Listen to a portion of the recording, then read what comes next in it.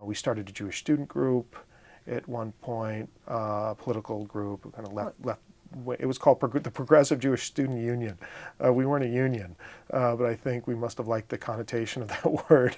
So we did that. I think it was our third or fourth year, of my third or fourth year in college. It lasted for a number of years, I know that. And a number of people in Jewish studies today who went to UC Santa Cruz are actually involved in the organization. And I think that the common feeling was that Jewish students needed some sort of political group that fit their identities. Most of us you could describe as being politically on the left, but friendly towards Israel. And I think that combination is what we felt was missing on campus. This was during the first Intifada, so there was the Middle East was a kind of a hot issue, and I'd say most people who joined the group had that more or less that combination of feelings. Not that we all had the same opinions, but that was our orientation. Critical of Israel, but sympathetic to Israel, and